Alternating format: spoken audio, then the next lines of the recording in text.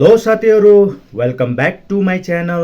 मैले आज फेरि तपाईँहरूलाई फरकिलो भिडियो लिएर आइराखेको छु। यो फरकिलो भिडियो चाहिँ के विषयमा छ भनेर चाहिँ हामी मानिसहरूले चाहिँ कुनै कुरोमा पनि प्रफिट हुँदैन, एउटा न एउटा कुरो छुटिरहेको छ। त्यसको विषयमा यो भिडियो म लिएर आइराखेको छु तपाईँहरूलाई है। यो भिडियो चाहिँ तपाईँले स्किप नगरिकन अन्तिमसम्म हेरिदिनुहुन्छ भनेर म आशा राख्दै यो भिडियो तपाईँलाई प्रस्तुत गरिरहेको छु। दादा मेरो सिम नेटवर्कै देखाएको छैन, के भयो भयो? इजेक्टर छ नि सिम दे त, एकछिन निकालेर चेक गर्छु। के सिम? मेरोमा त छैन हौ, नेटवर्कै छैन फोनमा, छैन मेरोमा। भक्कैमा देखेको थियो, भक्कै लाउनु इजेक्टर देन छ भने मेरो न सिम नेटवर्कै देखाएको छैन। भित्रमा छैन मेरोमा त इजेक्टर। किन छैन तेरोमा? अस्ति त मैले तेरो फोनको बिच दिएको दे त। यसकोमा छैन हौ मेरोमा। हो तेरोमै छ? छ हिजो त छैन। यो बाचा छ के इजेक्टर चाहिँ छैन मेरोमा। खै हेर्छु हौ तेरोमा छ। कहाँ देखिस इजेक्टर छ? कभर खोल त, भित्र राखेको होला यसले। के हो इजेक्टर? त्यो सिम घोत्ने मात्रै छै। यही छ, यही छ त।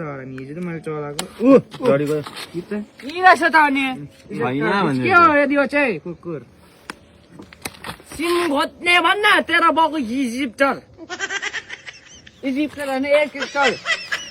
यो चाहिँ माएको गीतको सिम घोत्ने भन्न माता गठकहरू सिम घोत्ने तँ पो गठक साला अलिक गर्ने गर हिजो जस्तो चलाएर तेरो 9 दिनको फोन चलाएको है। यसलाई चाहिँ सिम घोत्ने कहाँ भन्छ? नि सिम घोत्ने हो। सिम चाहिँ कसले घोच्छ? यो चाहिँ सिम घोचेर निकाल्दैन हौ त्यो पो अन्त। अनि हौ त्यो भन्नु नि अन्त के इजिप्टर बुझेको थिइनँ तैँले अघि दिनको के भनेको भने झ्याप्टर कुनै जिगिस ल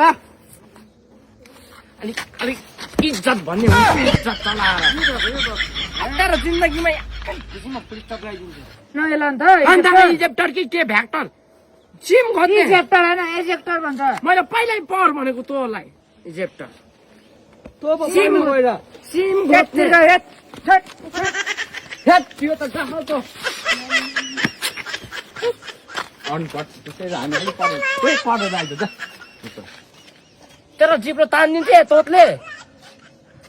तपाईहरूले यो भिडियो हेरिसक्नुभयो होला है। यो भिडियो मार्फत तपाईँले के बुझ्नु सक्नुभयो?